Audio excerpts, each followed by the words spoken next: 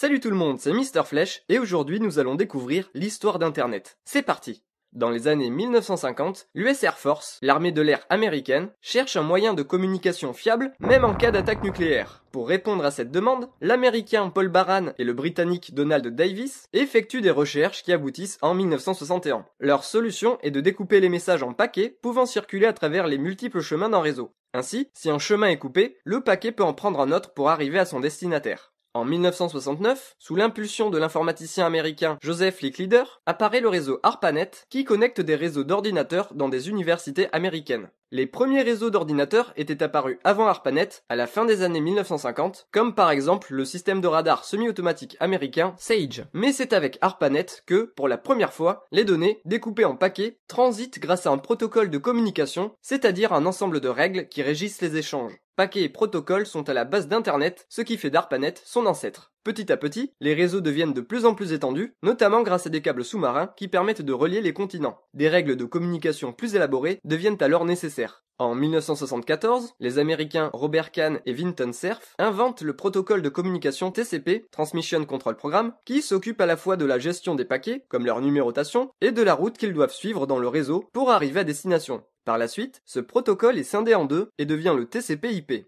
Le TCP assure le transport et l'intégrité des paquets dans le réseau, et l'IP, Internet Protocol, les conduit à bon port. En 1982, le protocole TCP/IP est standardisé et commence à être installé sur des réseaux d'ordinateurs interconnectés, contribuant à former progressivement l'Internet. Internet n'est donc pas apparu d'un seul coup, mais a émergé petit à petit. Les premières utilisations commerciales apparaissent à la fin des années 1980, avec par exemple les fournisseurs d'accès, tandis qu'ARPANET n'est plus utilisé à partir de 1990. D'ailleurs, jusqu'à la fin des années 1980, Internet reste un outil encore très technique pour le grand public. Accéder à un ordinateur distant, y lire ou y déposer des données ne se fait pas encore en quelques clics. Tout cela change en 1989 avec l'arrivée du web inventé par le britannique Tim Berners-Lee. Car oui, Internet et le web sont deux choses différentes. Internet est un gigantesque réseau d'ordinateurs, tandis que le web est constitué de milliards de documents dispersés sur des millions d'ordinateurs et circulant sur Internet. Ces documents sont reliés les uns aux autres selon le principe de l'hypertexte. Désormais, pour accéder à une information, il suffit de cliquer.